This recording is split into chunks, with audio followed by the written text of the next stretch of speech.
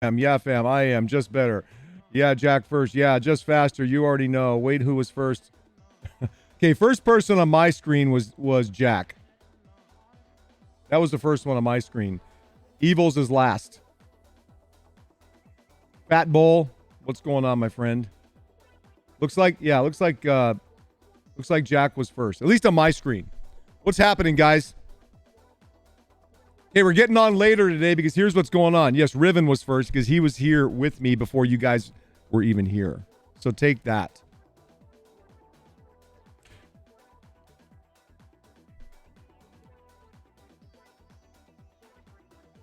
My day is awesome. I just got off of a call that we're going to get back on at 1:30.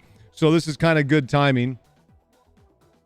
Tarrant County Community College had Texas Wesleyan esports director and someone talking about scholarships and all that kind of stuff. They had them on and talking about esports. And so I'm going to be the featured speaker at 1:30. So until then, we're going to talk right here on Street Talk. Man, Taco, I stream Valorant and someone came into my stream and said I suck. Ignore him. Who cares? Who cares? Is it frozen again? Golly.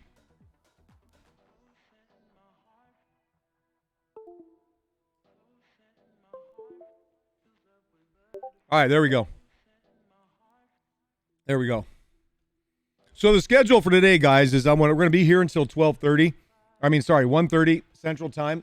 And then we're going to get on this Zoom call. Now, you won't be able to see the video, but you'll hear the audio. And you'll see this normal screen, but you'll hear me talking to them. What's up, Primus?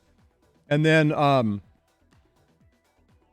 guessing that's going to go for an hour or so. And then I'll be playing Warzone till 10 p.m. tonight. So I'll go later tonight because we're starting later. And we're going to have a blast. We're going to have a blast. So here's what we're going to talk about today, guys. Let's get into a couple of specifics. We've been talking about some really...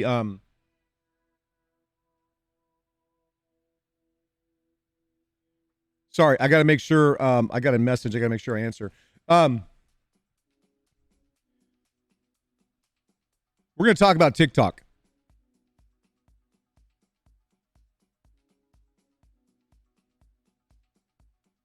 By the way, happy Veterans Day.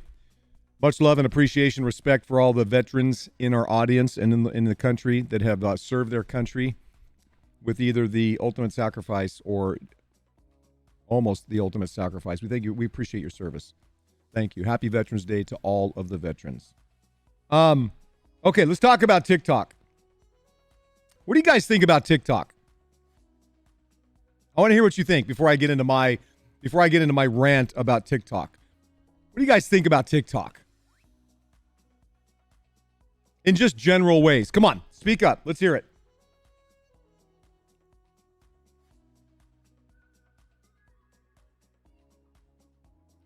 What do you think about TikTok?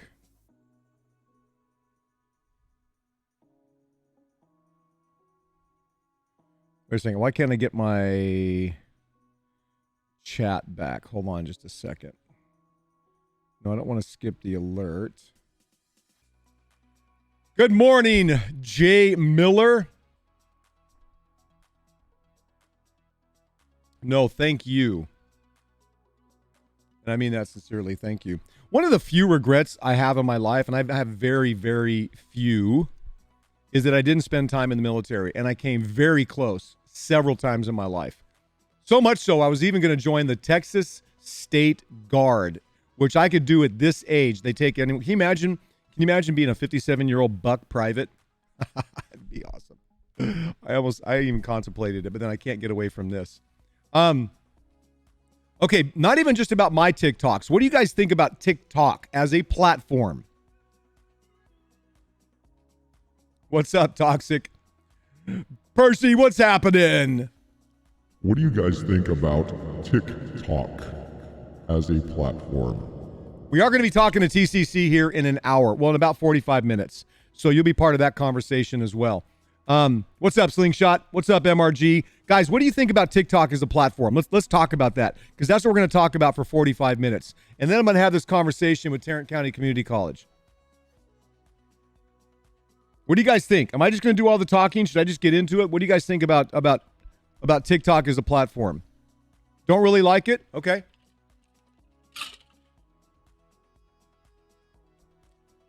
Yes, we're doing Warzone soon. He's playing some League of Legends right now. I like it has a strange algorithm. It has a very difficult algorithm. We'll talk about that a little bit. I think it's one of the best ways to grow your business or grow a fan base. 100% agree. We'll talk about that as well. Misses, I wish there were more. I wish they were more responsible. Okay? It all depends on which group you are put in. I will be on in a bit catching up with new league update. He's doing the new league update. He is a League of Legends coach. It's got some cool stuff, but also a lot of dumb stuff. 100% agree. Great platform. People need to be more responsive. It's good to grow. It also helps create thousands of different communities. I agree with everything you guys are saying so far. When I get on the opposite, what I want to watch is hard to get back. Yeah. Okay. Let's talk about this. Let's talk about TikTok. I'm going to tell you my experience, because one of the things we all understand when you want to, let's talk about streaming. Let's talk about building attention to you, your platform, your game skills, your coaching, your broadcast ability, all of that. You have to find ways to develop outside, right? Attention to bring into your stream, to bring into your broadcast, to bring into your gaming, whatever it is. And traditionally, so look at all the ways you can do that. You can physically go places, which is very hard to do right now because of COVID. Before we had, TwitchCon and Jedi Ninja. Thank you for the follow. I appreciate that. I don't have alerts on right now on this screen, but thank you. You are in the right place at the right time because we're doing the right thing. I throw it in there every time. Okay. So you have physical connections and networking, but there aren't a lot of those. You could go to events when COVID's over and they're back. You have, TwitchCon, DreamHack, Comic-Con, the list goes on. All the competitions, all the tournament plays, all the events at esports arenas and whatnot. Bro, all this time I was wondering why I didn't get live notifications from your channel, but now you're here because you weren't following. What? How did you let that happen?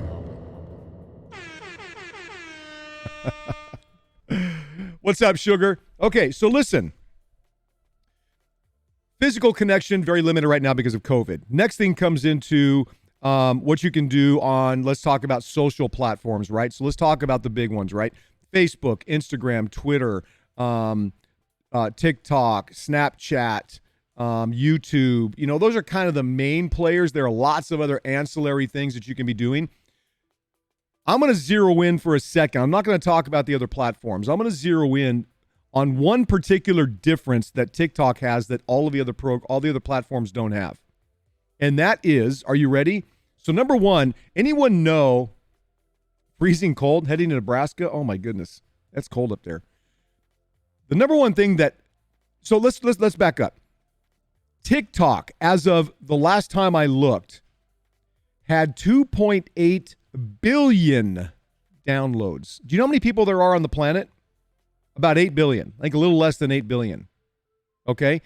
So more than a third of the people on the entire planet have downloaded TikTok. Okay. That's number one. Number two, it's a very small percentage of people putting content on. Most people are just browsing through it. That combination of those two things automatically makes it the strongest organic growth platform available right now at scale with such broad appeal. I'm going to get back to some of these questions and comments, so keep them coming. Do you understand what I mean by organic growth? Can you grow on Facebook? Yes, but what do you really have to do on Facebook if you want to grow? They have an amazing system for creating advertising to draw people's attention to you. It's one of the most sophisticated, most amazing systems, but it's paid. That's called paid reach. I want to reach people by paying for words or things that apply to that very specific, highly tuned demographic, right? Okay. Then you have things like YouTube, incredibly saturated with content and content creators, making it very difficult to do something to get above that saturation, okay, to get a big following. Still a very valuable resource, and it does have to be there as a backup. The point is, when you go through all these other platforms, Twitter is not really a growth platform as much as it is an update, communication, newsworthy kind of platform. Hey, this is going on. Hey, here's my thought on this. Hey, here's this schedule thing. Instagram is building it's a personality building. It's a brand building tool, and each of them have to be done very differently. And each of them we're going to talk about algorithms in a second, a very different approach. So a lot of people like Gary Vaynerchuk will talk about, it's you want to be putting out at least 100 pieces of content a day across all the social platforms. What happens is you can take one piece of content, but then it has to be recut and restructured to fit contextually what that platform. Twitter wants content that's a little bit different, even the subject's the same, than what you're going to see on TikTok, than what you're going to see on Snapchat, than what you're going to see on YouTube or Facebook or Instagram, right? It can be the same basic content, but you have to restructure it. So it's not that hard to do. But let's zero in on TikTok.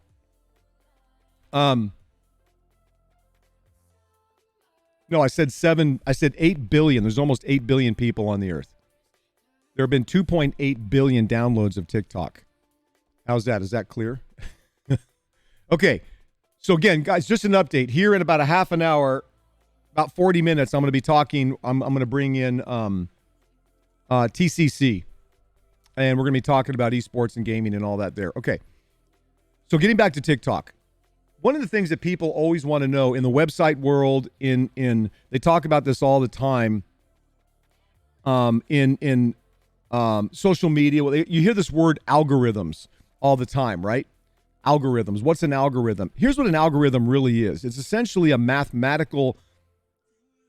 It can be very simple. It can be very, very sophisticated. They can approach almost AI kind of intelligence. It essentially just takes a massive amount of data and takes that data and then produces a result from its analysis of, if you want, I will say this, rather than me get into a big explanation of algorithms, you should watch The Social Dilemma on Netflix. It's not, I'll tell you this, I'm not a conspiracy theory, those kinds of videos that come out. This one actually talks about what happens from people that were the ones that created early on in all these platforms, these algorithms and what they do and how they work and what they're based on.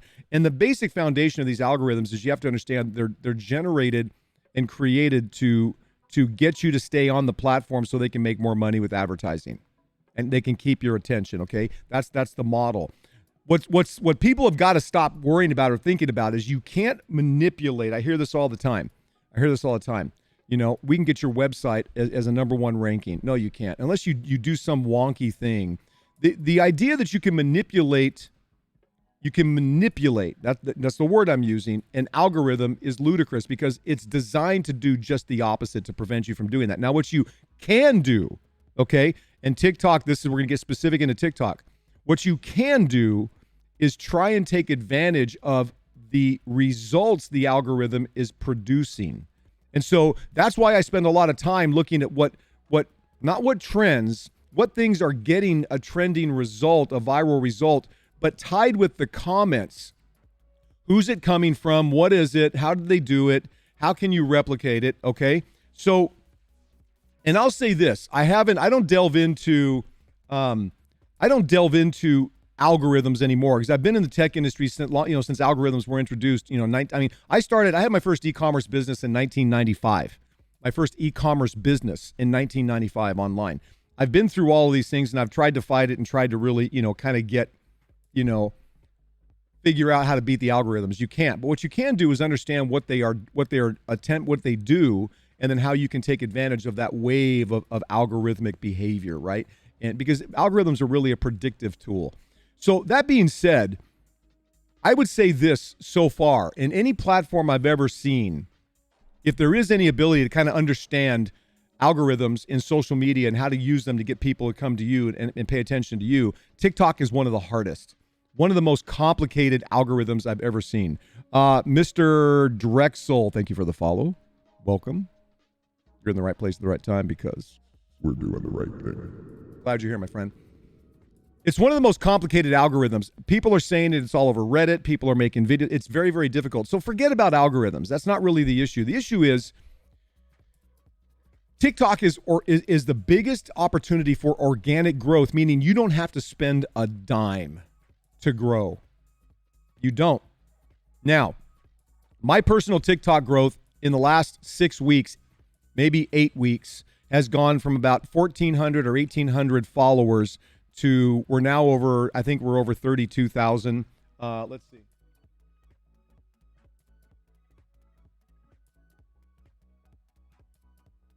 Okay, almost 34,000 followers. Now, I did make an announcement that has so I did a video about the giveaway we're doing in December, and that got almost 1 million views, or it's over 900,000 views, I think. And I understand that generates some attention, but most of the attention that's come after has come from other content that I just continue to put out. So all of that growth has then fed and poured people into my Twitch stream. Do you understand? Because if you're trying to grow, and we're not talking specifically about streamers, this is a platform you need to be on. Here's the problem. People think it's for kids, it's for my 16-year-old girlfriend, or it's whatever. You're missing the boat. The other thing people think, here's the other advantage that you have. We're going to talk about the kind of content that you put out there as well. I want to make sure that we stay in tune. Let me make sure I'm not missing some questions as they go by here that maybe specifically pertain. A few years ago, I was in a clan on Instagram, got to 900 followers when I posted 2K content. It was difficult. I feel I was doing that on TikTok to reach more people. You would 100%. I want to take the moment from another veteran group. Thank you, brothers and sisters. Yes, we did address that. Thank you for doing it again. Veterans, thank you very much. We do value you incredibly. Twitch is the opposite. They actually more people streaming. Yes, it's what's happening in streaming and all that is Tang's absolutely right. That's true. I want to be a cringe. YouTube is hard. It is very hard.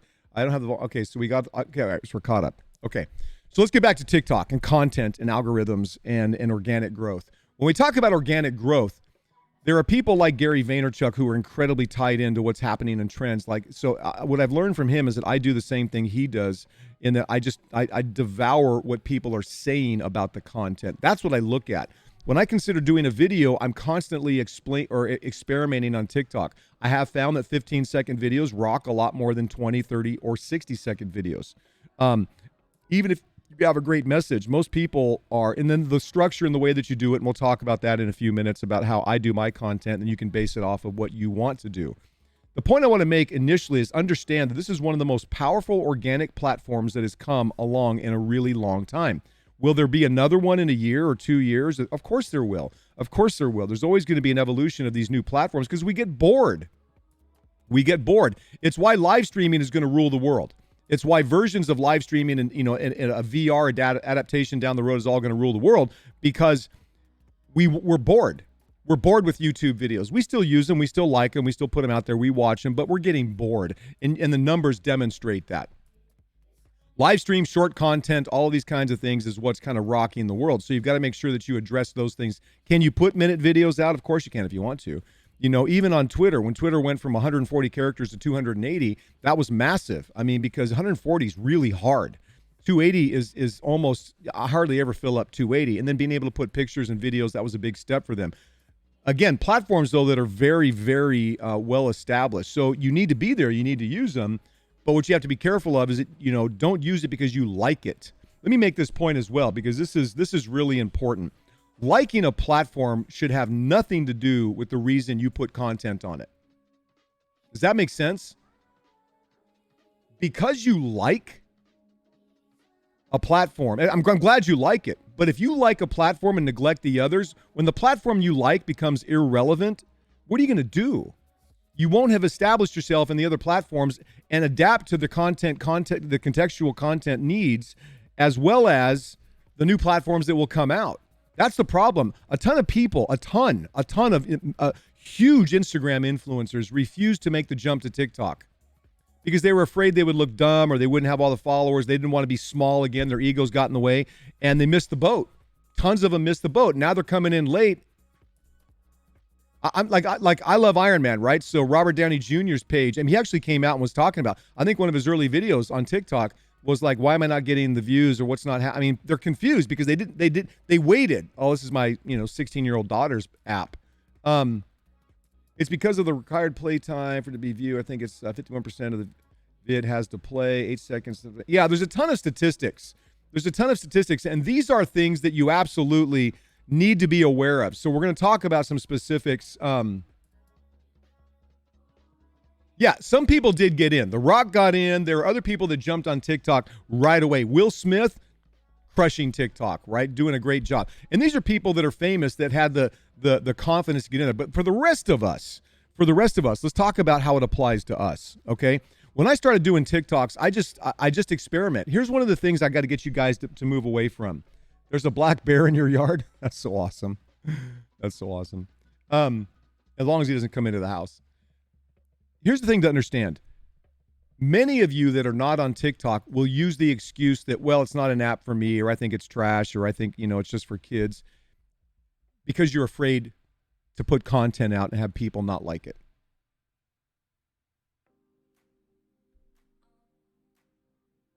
That's the truth. I hear it all the time.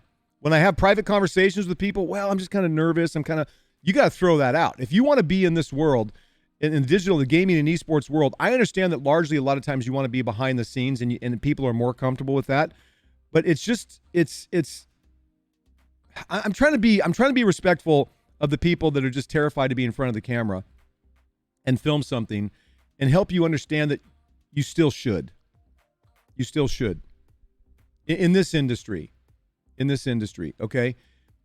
But the others of you that want to be a streamer, want to be a gamer, want to be a broadcaster where you have a career in front of the camera and you're not on a platform like TikTok, I don't know why. Other than you're afraid of not getting likes and follows. Let me tell you something also that is incredibly important. I learned this from a lot of people. Don't give a rip about likes and follows. What I'm most interested in is how many comments. What's the engagement, right, of a certain, like, I love to read the comments and the things, like now I've had several videos. I appreciate that quick scope, Mars. I get people duetting videos, which is really fun. So you have to start, and then you have to not be afraid to experiment. And I experiment. Look at my videos. Look at the kinds of things. I experiment in waves. I put out different kinds of, I put other, voices in. I experiment. And you have to, because you just never know. Like, for example, my last TikTok videos.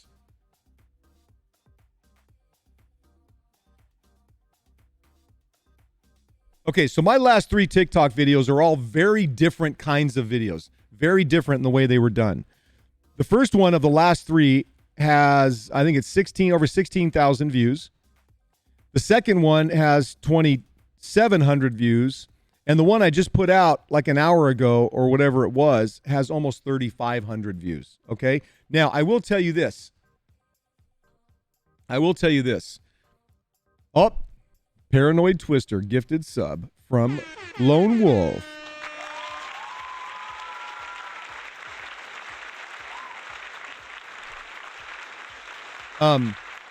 Yeah, thank you. I appreciate that, Lone.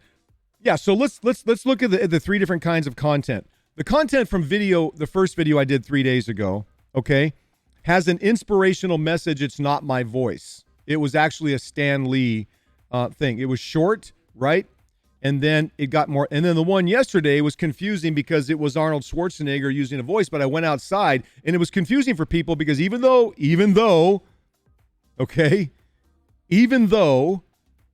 the sign was moving up and there's a guy up there, okay, it still confused people. Like, was the sign coming down? Are they going out of business? But that was a test. And I have other parts of that video to do. When I thought about showing some of the early days, like we were in here painting the graffiti and whatnot, and the tables, it looks like, well, are they going out of business? But that was a test. You understand? It's never a bust because I still got views, it still got traction, and it helps me understand. Because collectively, the more views you get, the more attention, the more follows you bring. It helps you because the audience gets bigger, and you can see your trends better. And all of my trends of content consumption, of views and comments, are all going up. And a lot of that's because, so when I look at someone that's really trending, as an example, someone that has, let's call it 250,000 followers, I look at the volume of content that they've produced, and almost all of them have hundreds of videos that they've done, right? I don't think I've even gone over 100 yet. So we'll get to that in just a second. That'll hop off. Don't have my headphones today. What time is the Zoom call? Starts at 1:30. 1:30. I have to make sure that I don't miss that. So let's get back to the basic format. Number one, get on the platform, okay? I'm going to talk some very specific, very basic things. Number two, put your profile pic in there. Don't use an avatar. People are on there because they want to get to know you. Do you understand that? Put your profile, take a picture. You can take a selfie. You can, do whatever you want. Is the Zoom call with a class, or is it like a school board faculty? I think it's all the above. I think it's not a class. It's people that want to tune in. It's people on the faculty and staff. This last call with Texas Wesleyan only had like 7 or 8 people. I don't know how many people will be there. So number one, get on. Number two, put a profile pic. Number three, put a description that really talks about the content you anticipate putting out, or something that's about you so that people can look at it. And then number three or number four, whatever number it is, put a link tree on. Go to Linktree. It's free. Get all your other socials, your Twitch stream, all those other things on there so they know where to go to find you outside of the platform. Okay? Those are basics. Now, when you start to think about what kind of content you want to put out, experiment. My content is largely motivation to let people know what we're doing is going to be, when I say, like today, gaming and esports is going to be the biggest and most admired industry in the world within 20 years. That's a movement. The things that we do in StreetTalk Leader Nation, our rebranding that's coming up and merch and stuff we're going to be doing, is about a movement. Delta V Esports is the mechanical side of developing the skill set in you to be able to take advantage of that positioning as the industry grows, as a broadcaster, streamer, whatever it is. Okay. Yeah, not just some coloring, just some different things. Don't get panicky, Tang. Don't get panicked. I'm working with 2 designers right now. So understand that when you talk about the content that you're going to put out, when you experiment, still have a purpose.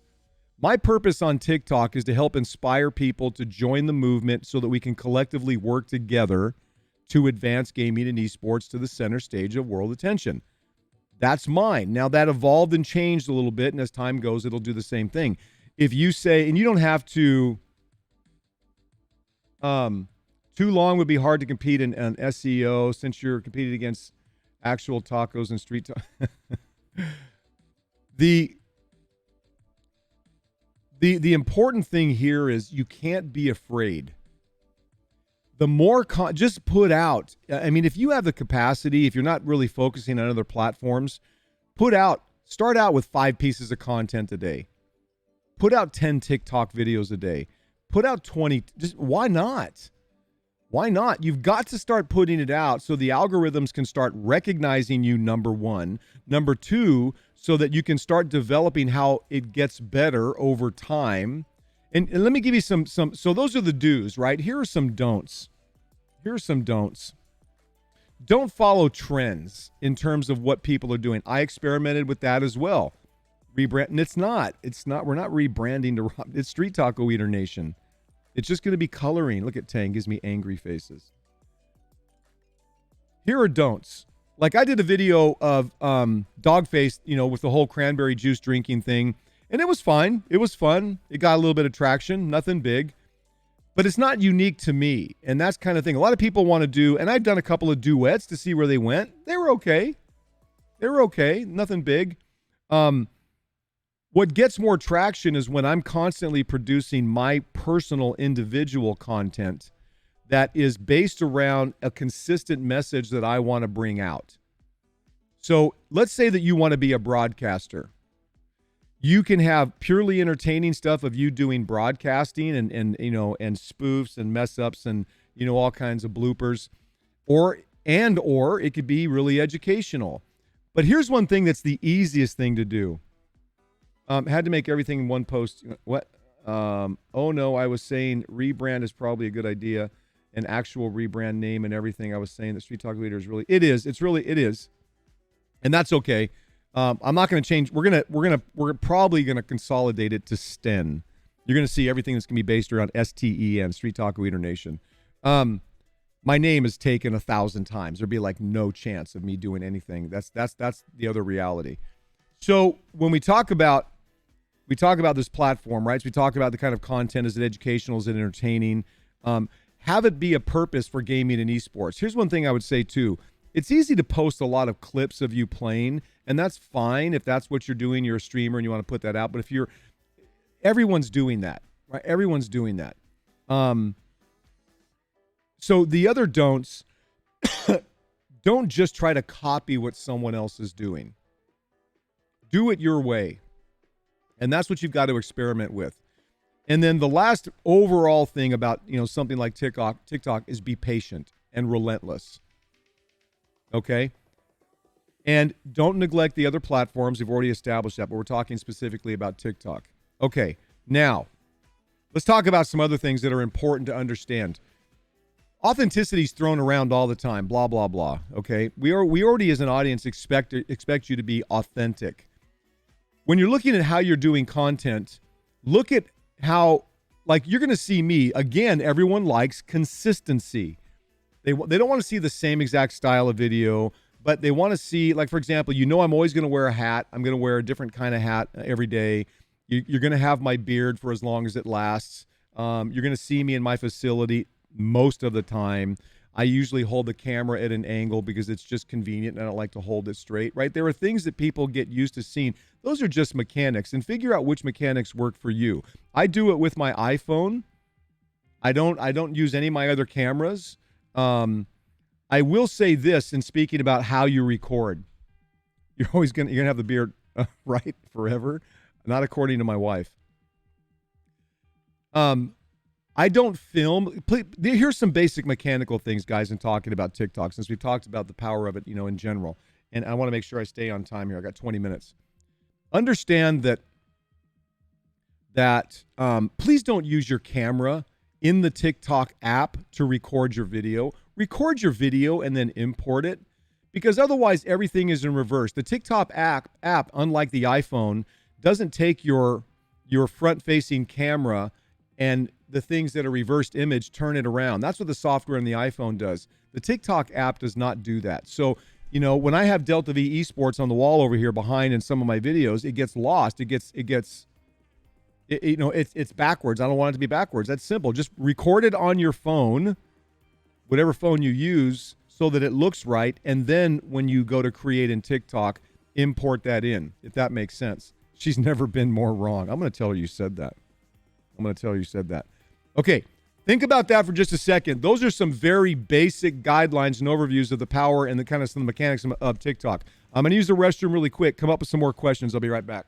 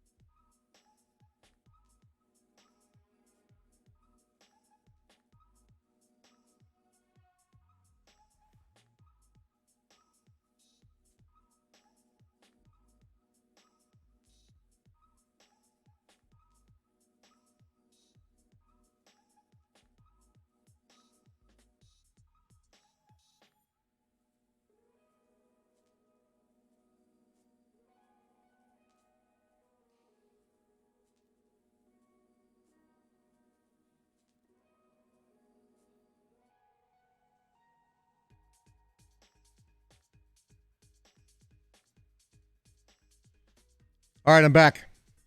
I have push-ups and ball slams. I'm going to do deadlifts instead of ball slams. I'm breaking my floor. Good example of streamers successful being. Any suggestions to someone who can't show their face or identity really on stream or social media? That's hard. Incognito. That's hard, man. That's it's really tough. And I understand there are people in situations that can't. I 100% get it. Very difficult. Because the thing with social media is that it's a personally engaging, interactive environment. And in what we're doing, you know, in live streaming and other kinds of things, it's actually about engage-ertainment, right? So people want to make that connection. I don't have a good answer for that one. I do it, but it's really tough.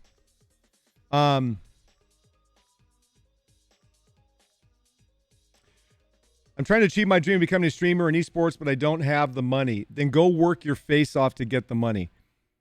That's I mean, let me that's never, and this is a very common thing that I hear. I was raised by a single mom. I started my first business when I was 9. Why? Because I didn't have any money, like extra money. My mom, we had food to eat and we had a place to live, but we just didn't have anything extra. I started my next business at 11. I just had always done that. I'd always done things to make my own money to get what I wanted. And there's so many opportunities to make money. There's so many ways. I'm telling you, and the reasoning of not having money is the worst one. Now, if someone has, you know, a disability or some physical limitation or I get it, but that's never in my life and experience, that's never been a reason, or it just really becomes kind of an excuse. Just go out and get a part-time job, hustle. There's so many ways to make money. But respect, I understand the feeling. It's hard because you don't need a lot of money to even get started. There's literally a streamer that took the name Anonymous and already does that. And there are people, I'll tell you this though. Sometimes, I don't know. I don't have an answer to that because obviously I'm here in front of all you guys. What I would say is, there are ways. I just don't, it's not my expertise. Well, I didn't know there was. I didn't know that there was a streamer. Oh yeah, you guys talk. Okay. Lone Sheriff, thank you for the follow. Welcome to the Street Talk Leader Nation because you two are in the right place at the right time. And we're doing the right thing. Street, were you camera shy? If so, what made you so confident? I've never been camera shy. It's a great question. That doesn't mean that I don't feel anxious sometimes about something I'm putting out. But here's the difference. Number one. I've been doing this and doing stuff in front of a camera, you know, since e-commerce and other things. And I've always been an outgoing, gregarious person. I love people. And I've always had self-confidence because I've just have worked so hard all my life. I've kind of had to. When you grow up as a poor, you know, and I say poor, okay, we lived in apartments. We had enough to eat. Sometimes we were on government assistance. My mom was doing her best and she, you know, progressed through her life and got better jobs and whatnot. But I got teased all the time. I mean, you know, I didn't wear the trending clothes. I didn't have the cool stuff, even back then for whatever it was. And so what? I mean, so what? I was happy. I mean, I knew my mom loved me. I had food to eat. I had friends. So from that perspective, I never gave any weight to people's opinions about me. And so, although we all love people's attention, right? It strokes our ego and we feel good when someone tells us nice things. But we get we place so much of who we are on other people's opinions outside, good or bad, that's just harmful and dangerous. And I've never had that issue. So for me being in front of camera and having people tell me that's cringy or that was stupid or that was amazing or it was, who cares? I mean, I look at the comments in terms of how they're responding to the content I put out. You just have to literally, I know we say this all the time, not care what people say about what you're doing. You know, if you're doing things that are unethical or illegal or immoral, or you're hurting your friends and family, that kind of stuff, you need to listen, okay? But in terms of, I'd never had any fear of being in front of the camera. I've spoken in front of big audiences. I've done presentations in front of very important, wealthy, successful people. At the end of the day, on or off camera, I know that my wife loves me. I know my kids love me, and I know where my place in the world. But sometimes it's still hard. I put something out, I'm like, oh. That's probably going to be cringy. Not so much anymore because I've put out hundreds and hundreds of videos over the years. How long does it take to start the stream? Are you talking like very specifically? Like, how long does it take for me to, when I say I'm going to start, I'm going to go live? Controller? If you're asking that, it takes me about 10 minutes. But I already have everything set up. If you're talking about how long does it take to start streaming, like, I'm not sure exactly what the question is. So let's get back to TikTok, though. I want to get back to this issue. I can tell you there was an absolute direct correlation between the explosion that was happening and is happening on my TikTok channel to the growth in my stream. Because you guys understand, and this applies if you're going to be a broadcaster, coach, analyst, video producer. People want to know you. They want to get to know that. That way you can, because being online in one form or another is how you can display your work, even if it seems like it's behind the scenes. If you're a video editor that never gets in front of the camera, how amazing would it be for you to get on and do content that you put out about how to do video editing or why your style works best, so on and so forth. So let me make sure. Whenever I was streaming, I always had to mentally prepare for it. Okay, I get what you're saying. 0. At the drop of a hat, I'm ready to talk for 3 hours. There's so many things because I'm constantly immersed for 12, 15, 18 hours a day in research in this industry, what's happening. I always have something to talk about.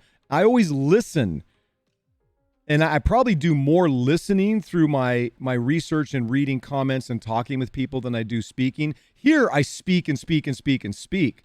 But I never have to ramp up for it because, be honest, and Riven can tell you what. Riven, shake your head. Riven. He's immersed. He's fighting. He can't look. He's in League of Legends battle. I'm always like this. This is me 24/7. If I'm not sleeping, this is me. So that's part of it too. So where were we? Oh yeah. So talking about Twitch and getting followers and that correlation, I got to make sure I watch the time. You have to be very clear that Twitch doesn't like new streamers. Now they're doing some things. I mean, small streamers. Not that it doesn't like them. They do nothing to benefit you to get noticed. Okay, we all know that.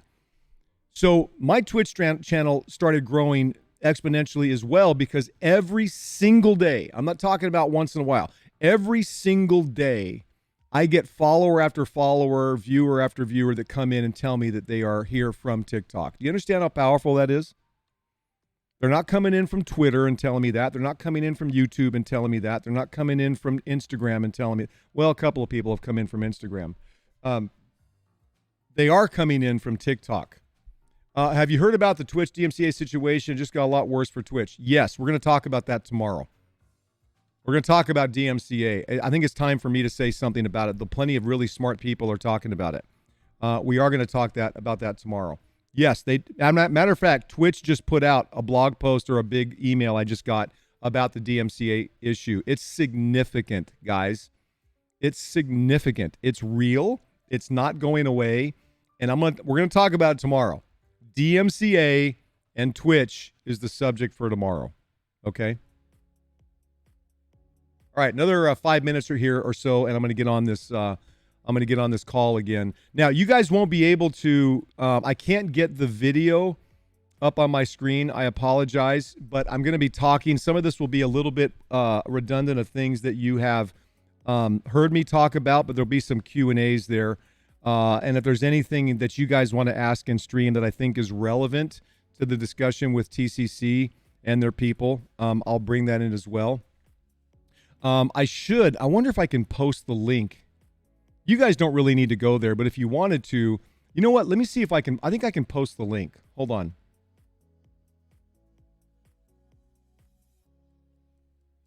I don't know if this is going to work.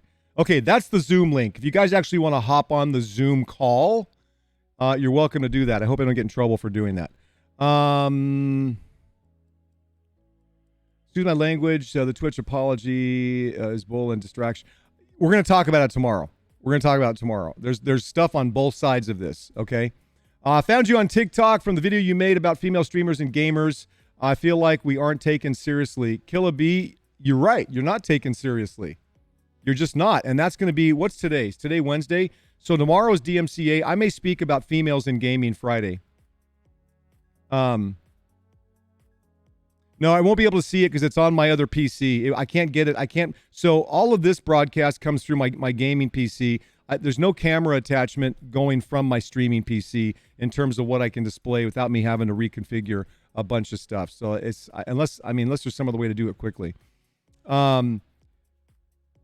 So Killabee, you're not, and that's unfortunate, and it's going to change, and we're going to be a big part of changing that, and that's why I did that video saying please don't leave because, we're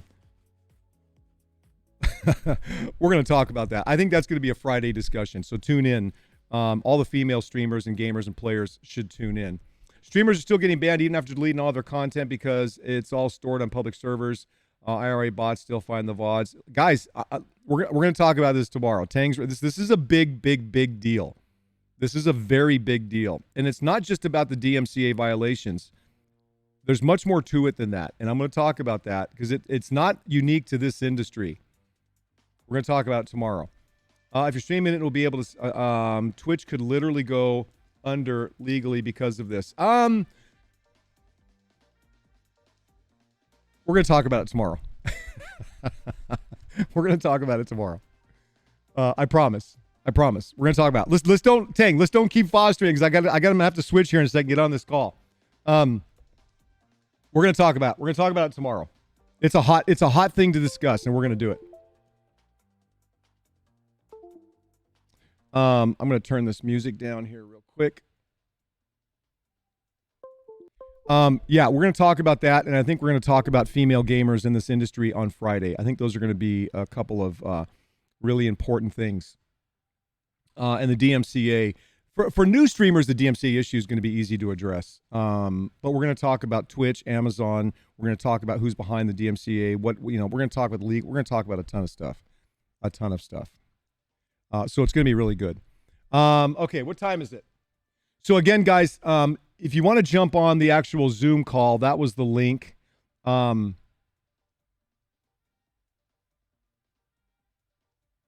Tang, what did I just say? No more talking about DMCA till tomorrow.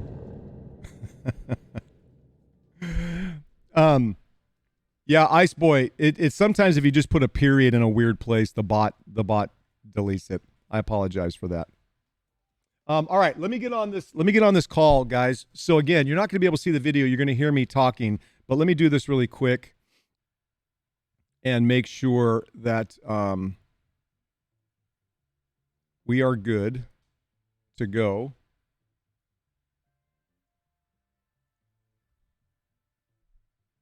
Mic is good.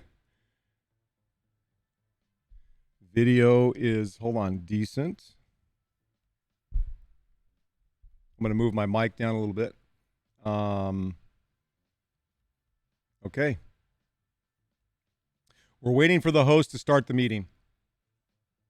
So yeah, guys, tomorrow we're going to talk DMCA. So it's going to be an interesting discussion. We'll talk for 2 full hours about DMCA.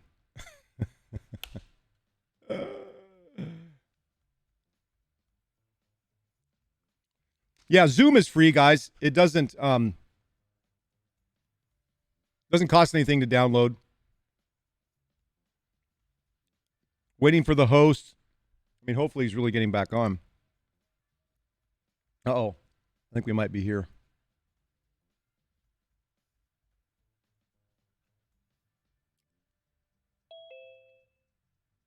Hello.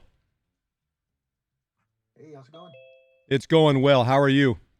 All right, pretty good. Might have done something that's going to get me in trouble, Q. What's up? I put the Zoom call link on my channel. There may be a few people dropping in because they actually want to see you and see everyone. Oh no, that's fine. That's okay. Perfect. Okay. I don't know how many will because I'm on stream right now and they can see and hear me. All right, cool. Where are you streaming? You want to drop the link on chat? Super easy. It's there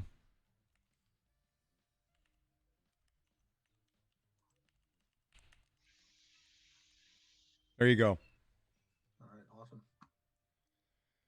How was your lunch? Oh, it was good. Did you actually eat lunch or did you just take a break? Oh no, I had a lunch. Okay. How about you? Let's see. We've been talking for an hour. We've been talking about TikTok and how it applies to this industry. So every day, Monday through Friday, I do a show on stream. It's called Street Talk from 10 a.m. to noon, and we talk all things gaming and esports in the industry. And so we oftentimes talk about very specific things. Other times we talk about very general things. Like tomorrow's subject is going to be, we're going to talk about the DMCA issues going on right now. Friday, we're going to be talking about female gamers and streamers, and that kind of stuff. So. That sounds fun.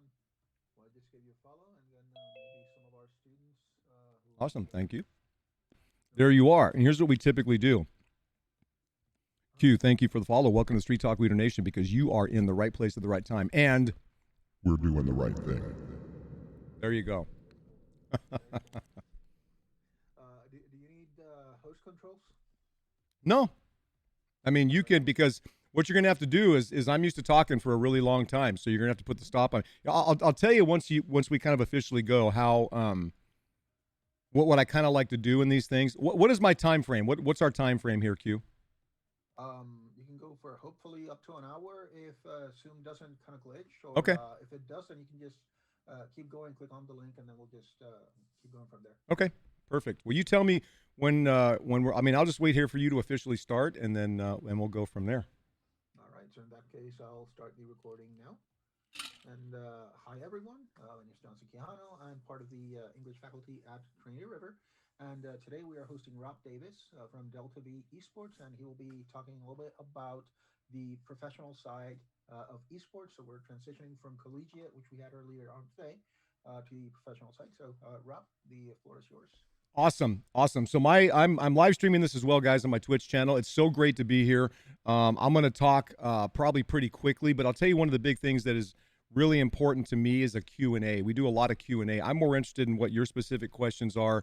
I will give some clarity as to what Delta V Esports is, why I started it, what my stream and Street Talk Leader Nation is, which we call STEN, S-T-E-N, so that you have an understanding. We'll talk about the industry. I'll talk about the industry and my perspective as a whole and what I think the opportunities are, and then kind of how what we do here plays into that. And most importantly, how it affects you. Most importantly, what it means for anyone wanting to have financial, career, or legacy opportunities in the world of esports at all levels. So let me just get right in and talk about let me lay a platform and a foundation, and then I'll build from that, and this will go pretty quickly. I said today on a TikTok I put out, I say this all the time. I've done this on video. I've done presentations on this fact. And the fact is this: gaming and esports is going to be the biggest and most admired industry in the world within 20 years. And it's not just history could prove me wrong, but I want you to mark it down right now that Rob Davis, Street Talk Leader, said this in 2020. Gaming / esports, those two things combined, because like we talked about earlier, the young man from Texas Wesleyan, what was his name again? Eugene? Okay, so they talked about their esports program there. There is a difference between gaming and esports, but they still, as a collective industry, are just that. They are combined. But in 20 years, gaming and esports will be the most admired and biggest industry in the world with all of its reach, because it reaches much beyond. I mean, you have to understand one thing too, and part of that's based on a lot of data and a lot of research I've done for a long time. 53% of the world population, 53%. So you're talking somewhere in the neighborhood of 4 billion people play video games. You have to understand that. So that being the case, now most people are mobile video games, and that number is growing like crazy because mobile access around the world and internet bandwidth in places like India, and so there's a lot of growth going on as technology begins to spread. But still, it's a very relevant and important thing to understand. 53% of the world's population currently play video games. Now, here's what's happening in the industry, and we're going to get into some very specifics. Number one, I was at a meeting in January. Actually, not the same month, because I think I met UQ in January. Is that right? Yeah, you were hosting an event there. It was super fun. Got to talk with Q, meet him, and talk about different things in gaming and esports. And so I was also at an event, and I was talking with there was a panel of people talking about college esports, happened to be about college esports as well at the Arlington Esports Arena. And afterward, I visited for a few minutes with a bunch of people, but one of the persons was or one of the people was the gentleman who was the national, at the time, I'm assuming he still is, the national marketing director for DreamHack. And I asked him specifically, I said, what are the problems currently in esports? Because the common question going on at that event was, how do I get into esports? Not only just high school, college esports, but how do I get into esports? And then no one really had an answer. So when I asked him afterward, I said, hey, what are the problems that you see, the number one problem or problems in esports? And he said what I already knew, which was really interesting to have someone else say it back to me. Number one, all of the money currently is being spent on the top 1% of gaming, of esports. Okay. If we're talking about esports, meaning venues, teams, players, franchises, those kinds of things, right? The Jerry Jones that owns 2 esports teams, Ray Davis, the primary owner of the Dallas or the Texas Rangers, is the primary investor in the, as I understand it, in the Arlington Esports Arena and teams they've tried to buy. So you have all this money pouring in up there, which is great. I'm grateful that that's happening for us as an industry, okay? But it doesn't filter down access to us in terms of what the opportunities are. All it does is create this dream of what we can get to. We're glad that it's there. Now, COVID obviously put a big crunch on physical events. You know, for example, the League of Legends World Championships was going to be this year again in the Nest in China, right? You get 80,000 people attending that. All these events got put on hold, as did what we were initially, or what we are planning on doing with Delta V. I'll get to that in a second. So that's number one. All the money's being spent on the top 1%. The other thing he said is that there's no funnel of development. There's no way that people can come from a low-end level wanting to have a career opportunity in esports to develop the skill set to get there, okay? So that is exactly why I started Delta V. Now, let me get to one other transitional thing, and then we'll talk specifically, and then I'd love to hear your guys' questions if you have them. And that is, and I'm looking at my chat to make sure I'm not missing questions here as well. Okay. Yeah, I'm thinking. So my stream director I'm just looking down over. He says I don't think he is with DreamHack anymore either. I have his name. I have his card in my drawer. Okay, here's another thing. One of the things that we battle is that there is a lot of attention on esports and gaming because of things that are happening, and people in the sports entertainment world especially, because they understand that ticket sales viewership is all dropping. People are hedging their bets with esports, but not giving it a lot of credibility, right? Even though it's still coming out. And I would make a recommendation. If you guys haven't done this, I recommend you get on Netflix, go to a series called 7 Days Out, and watch the episode on League of Legends. It will open your eyes, if you've never seen that, to what's really happening. Now, this is pre-COVID, okay? But this will be the case again of what's happening in esports and gaming and just how big it actually is. Now, the problem with all of this attention is that I've been a gamer since 1978. I've watched the complete evolution. I've played everything. My wife and I have raised 6 kids together. We've all been gamers, all of them except for my oldest, who's married and has 3 kids now, my oldest daughter. Really, we all still game. And so the problem, though, is that gaming has always been this. It's always been a point of contention. And the contention comes down to because it's always been viewed as just a waste of time. Now, there are endless amounts of collective data on the psychological, emotional benefits of gaming, the strategic thinking, the physiological, neurological pathway development, all of those kinds of things. But still, it's not really enough. Even in the sense of like college environments, like where Q is at TCC, at Trinity River, they found that a couple of things happened, some very important things happened. Number one, gaming environments like that, high school, college, they found that people that typically weren't comfortable in other environments in sports or arts or whatever came out of the woodworks, right? Because they kind of felt outsiders and came into a very powerful, very enjoyable community. But guess what? They also found in study after study after study on this that grades go up, okay? Because, you know, when you feel better and you feel liked and you feel wanted, everything kind of just gets better. You don't feel, you know, you just feel very positive. All right, let's get back to the industry. As a whole, gaming in the U.S., esports is so young, and we're still on that cusp of trying to validate its or to try to establish its validity, that it kind of just is this not ongoing battle. Now, my generation, so I'm 57 years old, starting in esports org, and been a gamer since 1978. I constantly have I constantly have discussions with people. People in my age are we don't matter. I mean, who gives? I mean, who cares, people in my demographic, what they say about gaming and esports? Because the younger you are, the more it's very established in what your future could possibly hold. I had a meeting last week with a young couple with a 7-year-old son that I've known for many years. They want him starting. They're getting a system, and I'm going to help him get started in streaming and developing a career in esports and gaming, okay? But the industry perception with these two problems, one is all the money and attention is on the high level, okay, the 1%, all the venues and all of that.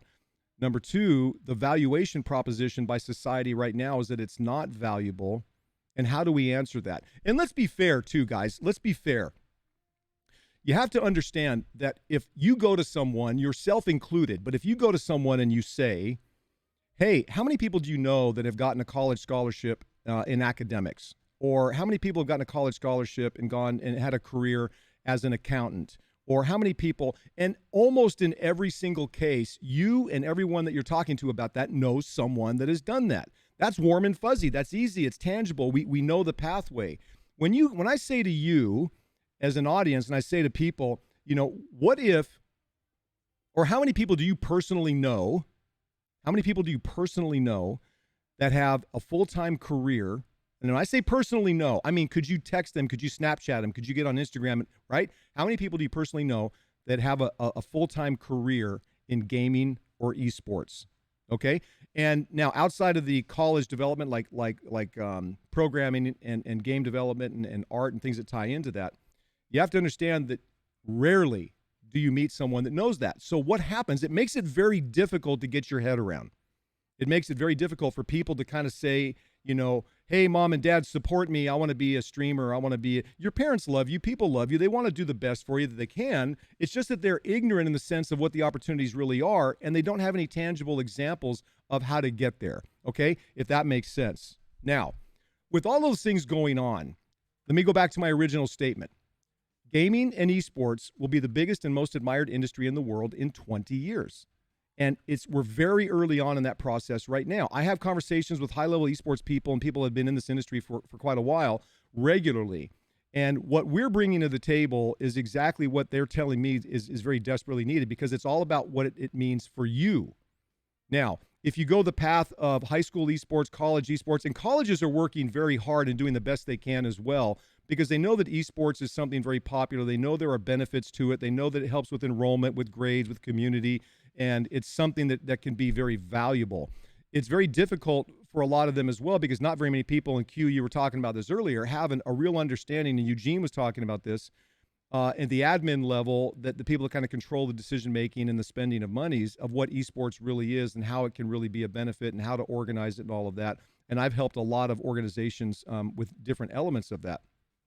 But if you don't go that path and you say, I want to have a career in esports, how do you do it? So two things that we're doing. I started Delta V Esports with the very specific structure of it being a worldwide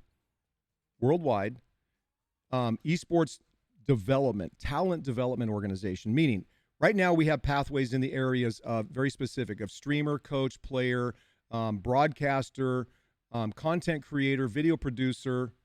There are two others, and my mind's going completely blank. These are pathways that we have put in that are talent that start out at a tier 5 level, entry level, and advance all the way through Delta. Now, the reason that that's important is because it creates a tangible way for you to get hands-on experience, because ours is not written curriculum. There is a written structural curriculum to it, but it's a hands-on experience opportunity to develop skill sets in one or more of those pathways while you're gaining experience that we can track and actually help you develop and get exposure to. Now, along the line, so let me back up a little bit, and I'll talk about Street Talk Wiener Nation, and hopefully you guys will have some questions. This was Delta V Esports. This facility, we're in Fort Worth, Texas, was meant to open April 1st to the public and actually kind of get started. Well, guess what? Middle of March, COVID hit. Texas shut us down essentially, and we're still really not open to the public. So by this time next year, the plan by the spring of 2021, we were to have 5 locations, affiliate locations opened for Delta V Esports. So that plan's getting pushed a little bit, though I do get people from all over the world in my stream that are waiting. I have 4 countries and 7 locations here in the U.S. of people that want me to help them, or they want to be a part of opening up an affiliate, so on and so forth. Let's boil it back down to you guys. Delta V Esports will be the leading developer of esports talent in the world within 5 years. In 10 years, will be, I say that and people are like, oh, yeah, it's big. I'm telling you, well, okay, we will be. What does it mean for you? What it means for you is that two things. One is you have a tangible way online and a physical location to develop skills that are very practical and very predictable in terms of the return that you will get. Do you want to be a streamer that makes an income? Do you want to make $100 a month? Do you want to make 1,000? Do you want to make whatever? Do you want to be a broadcaster? Those kinds of things. It also creates an ecosystem of opportunity. And an ecosystem as we grow nationally and internationally that allows you to work within that ecosystem. Maybe you're a service provider of gaming or different things, or outside of it, maybe you go to work for a college program or some other program, and you have the opportunity to have a career there. Now, because we're so early on, the valuation proposition of society, since American society in general, doesn't value esports and gaming correctly as a whole yet. I started streaming middle of March. I'm an early streamer. We're growing like crazy. The Street Taco Eater, so that's my gamer tag, Street Taco Eater. The Street Taco Eater Nation, people have become involved in this, become involved in a movement. We have to bring, because the commodity that we, in esports and gaming, guys, if you want a career and opportunity here, if you just want to be a casual player, have fun with your friends in private lobbies, whatever, 100%, that's just beautiful, because it's a point of relaxation and escape for a lot of people. That's great. But we talk about if you want to have career opportunities. So if you want to have career opportunities, you have to then treat this like a business, right? And you have to have this whole collective understanding. We have to have the backing of society. Let me back up and do this. The commodity that we trade in today in the digital world, in all aspects, whether you're at TCC or whether you're here or whether you're anything in the digital world, we trade attention.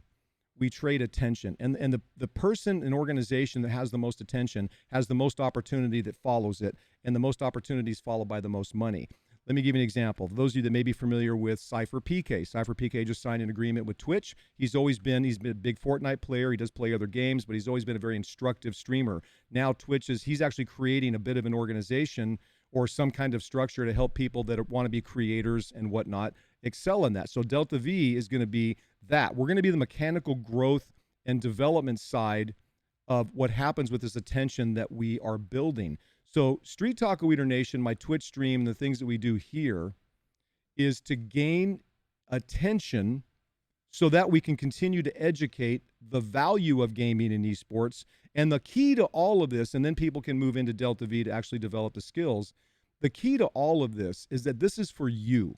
We do this for you, because in the end, it's what you get out of it to whatever level you want. You want to be bigger than Ninja, then you can do that. We're going to help you, teach you, help you, to get there. The industry still has to grow at all levels, high school, college, with all the challenges that are unique to those environments, as well as just society bringing value. The more attention that comes to it, the more things we can do, if that makes sense. So Delta V Esports, I started that. I am the founder and owner, and that's the location we have here, not yet open to the public. That's a talent development organization. My stream, Street Taco Eater Nation, is the way that we are going to create and take this movement of people like you involved in it to bring gaming and esports to the center stage of world attention and admiration. And with that, as that's happening, continuing to develop the opportunities so that you can live, a dream life, if this is your dream life. A lot of people don't want to be in gaming and esports, and that's 100% fine. So that's kind of the basis of where I see the industry, what role we're playing in it, and a lot of what's going to be coming. So Q, what do you have? Do you have questions? Guys, do you have questions? I'm looking at my chat here real quick. Well, I do have a couple of questions, but I want to see if anyone in the chat or here in the room has any questions first. Well, I think you were first up, so you're probably welcome to ask. All right. Well, let's see. You said that esports is focusing its income on the top, but it doesn't trickle down. So is there anything that we can do either in colleges or with organizations like you on your end to make sure that there are more opportunities Yes. for everyone? Yeah, 100%. Leverage it. And this is what I mean. So let's say that Q, you said, hey, hey, Street Taco Eater, hey Rob, can you help us to establish and develop an esports program that's actually going to be beneficial to the college, beneficial to the community, to the environment, as well as, short term and long term. The number one thing that's important to understand that we're super happy that this money that's being spent up there is being spent on venues and franchises and teams and stream house, all that kind of stuff, because it brings attention. What we would do is we want to leverage that attention in any environment. It gives us a chance, it gives us a platform, if you will, to stand on and say, okay, there's a reason Jerry Jones owns 2 esports teams. There's a reason they built this huge facility. There's a reason, and here's the reason. What's really critical, though, is that people, the other side of that, the difficult side of that, Q, is that people focus their attention simply on that top 1%, right? They're saying to themselves, well, I want to be a faker in League of Legends, the world's best League of Legends player, or I want to be so-and-so in Rocket League, or I want to be a coach, or I want to be a streamer like Ninja. What most people don't understand is that we want to leverage that attention, but know that there are so many other opportunities. The vast majority of opportunities of success in gaming and esports aren't going to happen at those levels. We're glad that it's there, and I point to those things all the time. If I'm in a college esports program or trying to develop a college esports program, I'm going to say, look at the things that are possible, okay? Get excited about that and start to build a program and curriculum and different things that help support that pathway to some level. In your environment, Q, you've got people that are constantly, I heard this question before, what happens, in a small college like Texas Wesleyan that's a 2,000 student enrollment when people leave in the program? Yeah, the program structure has to be very well established with a very specific reasoning and goal behind it, and the people will change, and that's okay. But it's about making sure that they see, yes, this is exciting, but let's bring it back down to what's practical and amazing for you. As an example, everyone knows Mark Zuckerberg, and the founder of Facebook, or Elon Musk or Steve Jobs, or these people. What you don't know are the people that were the number 5 employee or the number 12 person on the team that were immensely successful financially in all kinds of other ways. And so that's what I would say, Q, is we have to be very careful that we understand it's a two-edged sword. Please keep spending lots of money up here on esports and bringing attention at the high level. Let's leverage that. Look, mom and dad, aunt, uncle, brother, sister, friend, look, this is legitimate, okay? But it doesn't trickle down. It can't be retrofitted what's happening here to small programs or individuals in that exact way. If someone says to me, they say, help me be a streamer, I said, they say, hey, I want to make $300 a month. We can get that done pretty quickly, relatively. If I want to make $300,000 a month, well, it's going to take a little more work, a little more effort, a little more patience. And so it's all about leveraging that attention, because that's, again, the commodity we're trading in today's, day and age. Does that answer your question, Q? Yep, definitely. Let's see, any other questions from the chat or from those in the room? Because I have like 3 or 4 more, if that's all right with you. Absolutely. All right, cool. So you mentioned that people are hedging their bets on esports. They're pumping all this money into the industry, but they're not giving it credibility. There's something that I've also noticed, I've been getting since forever. People keep saying, oh, well, they're just like little toys, right? Even some big name designers, Yuji Naka, Yu Suzuki, they're like, I make toys. I don't make any kind of art. And so people used to say, when games are recognized as art, we'll get that credibility. Well, guess what? They were. And the industry still doesn't have that kind of grown-up credibility. So I guess my question is, what do you think it'll take to get esports and gaming, that kind of credibility that I think it so rightly deserves? Great question, and it's a two-part answer. One is, stop giving a rip what people say about it. Number one, we don't care. We don't care, because it is what it is. It's going to be what it's going to be, okay? But let's set that aside. It's a valid point to say, where's the valuation? Because that's when I talk about the valuation proposition, right? If someone sees value, then of course they're going to give it the right attention. Here's the number 2 problem in your question, Q, and this is what I see in academia, at the college level, at the high school level, and I see in the business world what they're trying to do with gaming and esports. And that is, they're trying to compare it. to something that gives them relevance. Remember I said before that, You know people that have become accountants, you know people that are professors, you know people that are doctors, right? And there's always this pathway, and we associate a certain value and respect for whatever it is, which I think is completely irrelevant and ridiculous. But nonetheless, that's the case. We have to stop comparing. Number one, don't care about people that are just simply ignorant. Now, there are a lot of people that are ignorant. I don't mean that. I'm not saying stupid. I'm saying people that are ignorant. They just don't understand yet.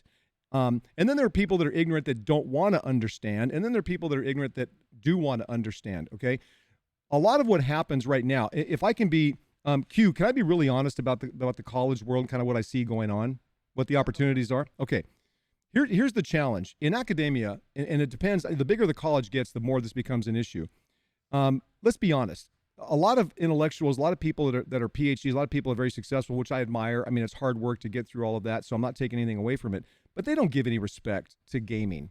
Gaming is an exercise in futility, waste of time. It's not valued. It doesn't have right, and yet there's so much data and research that supports just the opposite. But without that even being said, that's a chasm you're often never gonna cross. That's why it's very difficult. Why I'm hyper careful on the people that I help in the esports industry that are part of schools to make sure that I know who's involved, what the end goal is. Because I'll be honest, I have people I talk with, a lot of college people. The number one reason that they're looking at esports is because enrollments are dropping or ticket sales, of their traditional sport. Well, there's all kinds of stuff. There are struggles that are going on there financially, and colleges are businesses in the end, like any other business. They've got to make sure they can pay their bills and their people and all of that. Esports ends up being another one of those hedge bets, right? It's like, you really think that Jerry Jones spending, let's say he spent $100 million on the whole esports program that he has. That doesn't move his needle in terms of his billion-dollar Cowboy franchise and all the other things they do. They hedge their bets in that, well, just in case. And so I see in colleges, I see a lot of people that look at esports and gaming. They can't separate the two. They put it together, gaming, waste of time, academically, disgraceful. Yet, in fact, there's so much more data that supports it's just the opposite. So, in the beginning, Q, it's a matter right now. And that's why Street Talk Leader Nation and the stream and the things we're doing here is a movement, not to convince people. We're never going to convince. There are a lot of people my age. My wife, I've been married for 32 years, and my wife still doesn't understand the relevance of gaming and esports, even though I'm doing this. She understands the deeper reasoning behind what I'm doing. But there are a lot of people that just are never going to change that, right? There were times, imagine, there were times when people still today, reading a book, a physical book is just the best way. Why is it best? I can open up my phone, I can have 1,000 books, and I can reference and cross-reference all of them in an instant. I feel like I can learn way faster that way. It's what people have as an experience and what they're used to. And for a lot of people growing up, gaming was always a point of contention, especially, if you're a professor or a parent and, you're not getting your homework done because I know you spent all night playing games with your friends. The difference is that they're not seeing the other side, and many of them won't, of what the career and legitimate career opportunities are. On the other hand, there's so many people that would say, well, it's great, you can be a professional football player, or, we'll give you a college scholarship to play baseball here or whatever. Even then, it still doesn't get a lot of the credibility in the academic world because it's a necessary evil for a lot of colleges. Like, it's like, hey, we love our football team, but just be honest, it brings a lot of revenue in. So it's a really difficult thing. Q, right now we're in a massive evolution. Colleges and high schools have an incredible opportunity to do this correctly. They have a massively incredible opportunity to do this correctly in a lasting, financially positive, community grade, everything reputation-wise positive way. I'm just standing back kind of watching to see how many are really doing it that way, because it is a really, really big struggle. So that being said, stop paying attention to the people that just are trying to compare it. Well, is it like this? No, it's not. We are what we are. The gaming culture, the esports culture, and what it's going to be in the world is going to be what it is, regardless of what people say. It's just that one of the things that's very big, and kind of on this point, Q, in Delta V, in my stream, we have a code of conduct. One of the things I constantly am telling people in this industry on is that if you want to elevate the perception, the admiration, and the respect for gaming and esports into the center of world stage, which brings attention, opportunity, and money, you have to start treating it like that. You have to elevate your behavior. So we have, I put a bunch of content out, on TikTok and talking about we're a non-toxic environment. People come into my stream, they come into our environment, and they realize we're not that, and they're very surprised. You have to treat it professionally and respectfully if you expect other people to even begin to look at that. And that's a lot of the work we're doing in helping this movement and this evolutionary change. Awesome. And then my last one, since we have like 9 minutes left according to the Zoom, um, I wanted to go another route, but I'm seeing a lot of talk about TikTok on the chat as well. So I guess is there any way that you can see that we can leverage TikTok on esports, both at a college level as well as a professional level? 100 million%. I just did the first half. So I do a show called Street Talk on my stream, which it's in chat. It's twitch.tv/StreetTalk Reader. From 10 a.m. to 12 to noon, 10 a.m. to noon, Monday through Friday Central Time. We just talked for the first hour today about TikTok specifically. Let me answer your question very simply. TikTok has 2.5 billion downloads. It has very little, it has a very small number of people that are actually producing content. So the opportunity for organic growth is massive, massive. Now, without getting into all the details, we don't have enough time, but here's how you, in terms of leveraging it. Getting attention from the world in gaming and esports has got to come from a lot of different areas. If I was TCC, as an example, I would be producing content every single day, leveraging TikTok in the kind of content that would be in this environment relevant to the strength of community, the strength of a program that you're developing, and helping people be educated. I'm not talking about going and dancing and following trends, right? I mean, that's fine if you just want the kind of entertainment. But to give you an example, about 6 to 8 weeks ago, I really decided to kind of get serious on TikTok. And I went from about 1,400 followers to, I think we're coming up on 34,000 followers. I have over 200,000 likes, and I have well over 1 million views of different stuff that I've put out. It's an incredibly powerful tool to use organically, as are, well, all the platforms need to be used. I see too many organizations dabbling with them without taking them seriously and understanding how to produce contextual content. But TikTok is the #1 organic reach opportunity in the social media world if you use it correctly. And that's being missed because, well, it's just for people, it's for my 16-year-old daughter, or it's not, guys. And TikTok will be replaced by something in the future, as will other, it'll evolve. And so you have to be able to adapt. Right now, it's a hot organic growth platform. And if you're not taking advantage of it at a college level, at a high school, whatever you can, based on your limitations, I get that there are regulations and limitations. If you're not using it, you are incredibly missing the boat. Incredibly. Awesome. Thanks for that answer. And thanks for joining us today. If there are no questions from anyone on the chat or in the waiting area, then I think we can call it a wrap. Again, thanks for joining us, Rob. Absolutely. My pleasure. So great to be here with you guys. Maybe we can do it again some other time. Would love it. All right. Awesome. And that is the end of the recording. And for everyone on the TCC chat, that is all we have for today. Have a good one, and I will see you around the forums.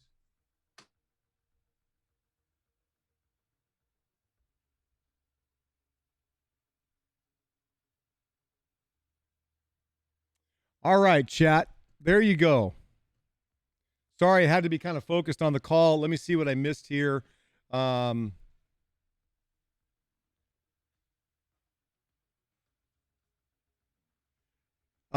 Tang, the guy, I have to find his card. The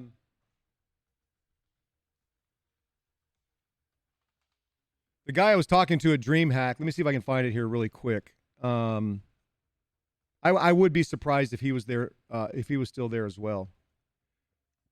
I don't know where his card is.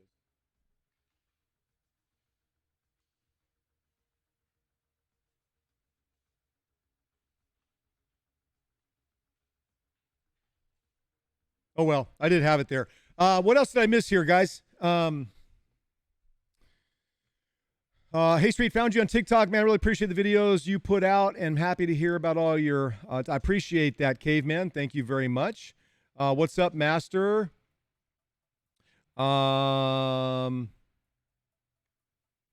I'm soaking everything in he's talking about, getting me excited. I just need to keep listening, find out the facts. This is awesome. I'm glad, Caveman, glad you're enjoying it. Glad you are here.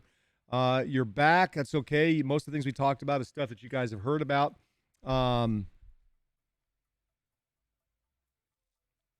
You guys are talking amongst yourselves. Awesome. Okay. So guys, that was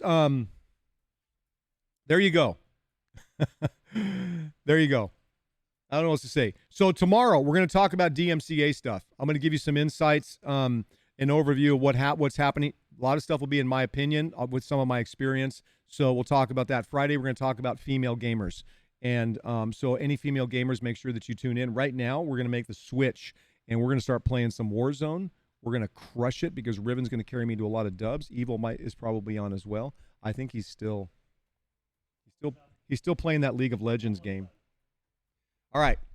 Guys, you are awesome. Thank you so much for being. I'm sorry we had a late start today, but I had to work around that schedule. I hope that for Q, I wasn't too strong on some of the things and talking about. There's so much opportunity in so many ways. So, yeah, we're going to have a blast. Right now, we're going to switch it up, and we are going to go to playing some Warzone. Let me go change my stream info. Make sure it's all right.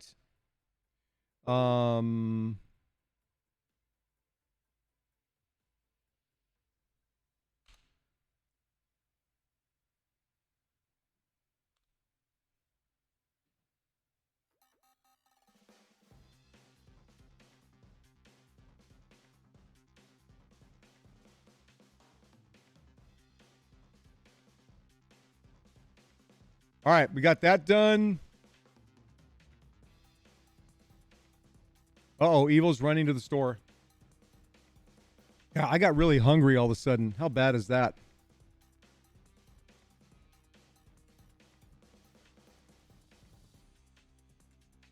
All right, let me get stuff set up. Let's get this game going. My screen is dark.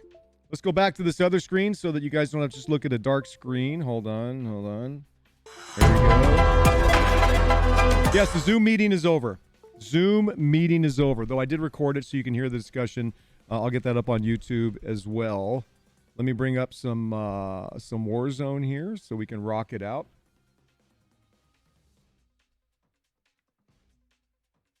I'm trying to jump in with you in a couple of hours.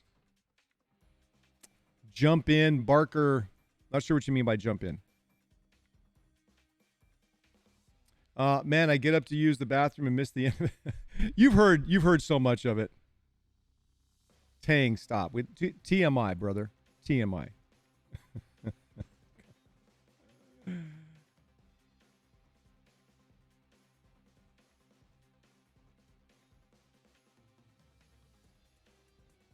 All right, do we have an update going on here or something? Why is it not coming up?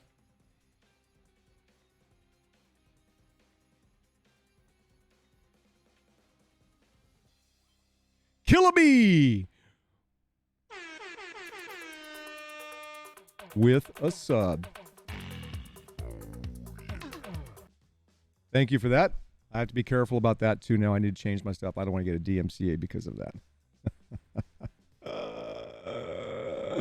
Thank you for that tier 1 sub. Welcome. You are likely still going to be a WOG as well, a White Hat OG. Which means the white hat is at home because I'm having to add all of this new stuff. I'm going to take a picture here. And welcome, Killa. Thank you so much. And if I remember, I think you are one of our female gamers and streamers. If that's not the case, I apologize, but I think you are. And we would love to have you. Be sure to be here on Friday because we're going to talk about female gamers and streamers. Barker, I play with subs on Saturday. Every Saturday, we do Warzone first half of the stream and then Among Us. And so if you are subbed to the channel, there will be a queue available on Saturday. Other than that, I play with my teammate, coaches, some other people. So, yeah, I'd love to get your input. I'd love to get your input, Killa. Why is my game not coming up? Water Bolo with a tier 1. As well. Thank you for that. I appreciate that very much. Welcome to the tier 1 Street Taco Eater Nation. Take a picture of you as well. You're going to be a White Hat Original Gangster. Your name's going to be on the hat because you as well are now in the right place at the right time and doing the right thing. I appreciate that very much. Appreciate that very much. Well, I'm trying to figure out why my game is not coming up. Let me reclose this. It's not, or reopen this. It's not coming up.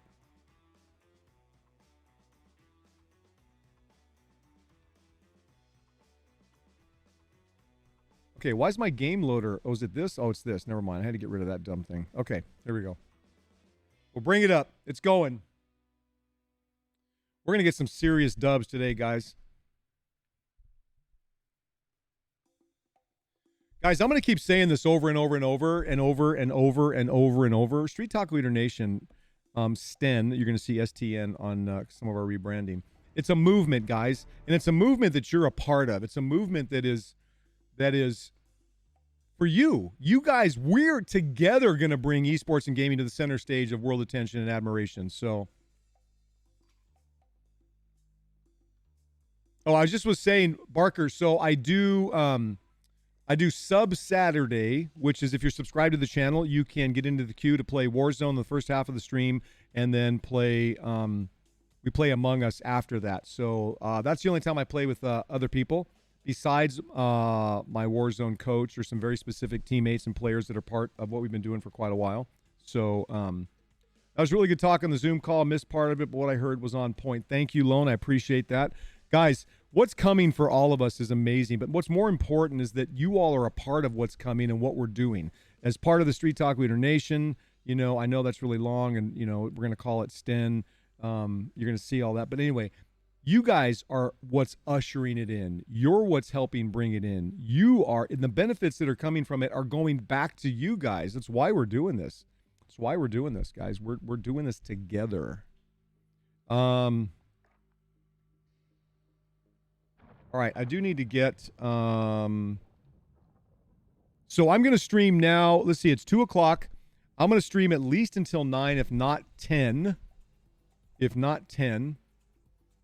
I've talked to Eugene. What's the name before back? I ran Texas Overwatch Community, organized college, invitation Overwatch tournament, had invited him. High school, but since their team was varsity, they had certain restrictions. Tournaments. Yeah, he seems like a really good guy. He seems like a really good guy. I mean, that's the first time I'd ever heard him speak. But he seems like a really good guy. Got to get back to work. I'll keep up. All right, Barker. We're glad you're here, man. Please do keep up. Yeah, so I may very well go until... I'm going to go at least until 9 o'clock tonight. If we're doing really well, I'll keep playing probably until 10 o'clock. But you know what? I am getting kind of hungry.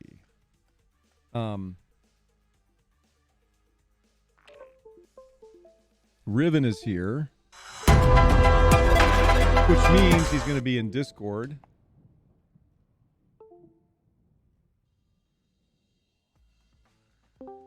Which means I'm in Discord. Hi, Rivy. What's up, Rivy Pants? Dopey K-Man said get some DoorDash for dinner. For dinner. For dinner. What are we having for dinner? Unless my wife brings me Sam's hot dogs again. Ooh. Good question. Good question, sir. I might be evil as well. He said he had to run to the store. Oh, boo-hoo. So we could play a duos, kind of get warmed up. Let's do it. Let's do it. We did get a duos. We got a dub yesterday. Got a dub yesterday. So how are the updates to League of Legends? Oh, there's a lot. There's a lot. My brain hurts already. Please stop talking about food. I'm working HVAC. Haven't been able to take a lunch. I'm starving. I have a big protein and vitamin shake every morning. It's this thing I've just been doing for years. But man, for some reason. So you guys really don't want to hear about the 2 pizza slices I just ate? You just ate 2 pizza slices? What? Oh, that's right. I had one. I had one when I got here. That's true. But I am full. You know, QT's so pizzas.